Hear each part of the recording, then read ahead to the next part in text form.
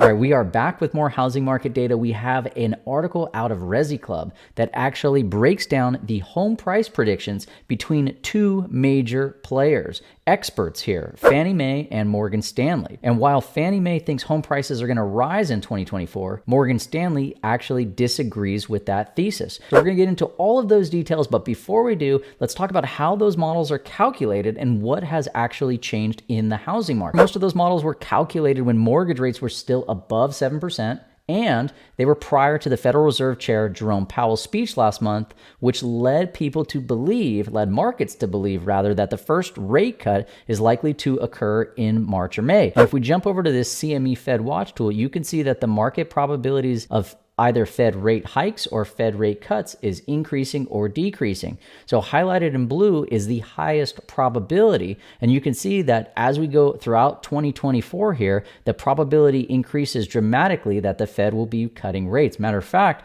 if we look at the end of 2024, so December 18th, 2024, the market is pricing in with a 37.4% probability that the Fed funds rate will be hovering between 375 and 400 basis points. That's over 100 basis point drop from where we are today, which would be substantial. Now, this raises the question, has the fact that the 30-year fixed rate has dropped down to roughly 6.74% for the average 30-year fixed caused forecasters to change their price predictions? And so far, the answer to that is, well, not really, because the housing market has really hit a wall when it comes to housing affordability. And this chart here that compares buying versus renting in the United States illustrates the housing affordability challenges that we are facing here, with the cost to buy coming in on average at about $2,700 per month and the cost to rent coming in at $1,845. I'll add here that this cost to buy does not include the taxes and insurance that's associated with this property.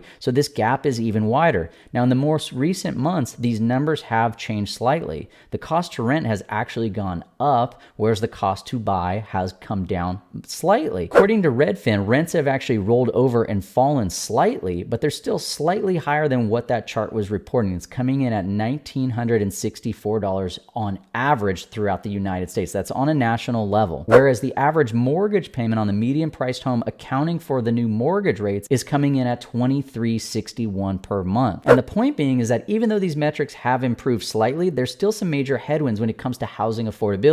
With that said, where does Fannie Mae and Morgan Stanley's forecast models expect U.S. home prices to be by the end of this year? Let's start with this black line here. This is the Case-Shiller National Home Price Index. It has the median priced home coming in roughly, let's call it 350,000. You can see that we've rounded the corner here and things seem to be leveling off. When we jump over to the blue line, which is Fannie Mae's forecast, they're coming in rather bullish, forecasting 2.8% price appreciation for the year. Conversely, Morgan Stanley is forecasting that home prices will actually fall by 3%. And despite mortgage rates falling under 7%, they still remain a little bit bearish in 2024. Their expectation is that if home prices fall, transactions will increase. And according to Morgan Stanley's housing strategist James Egan, while they do expect home sales to increase, they're also expecting for sale inventory to increase, even if it's only at the margins. Their models are telling them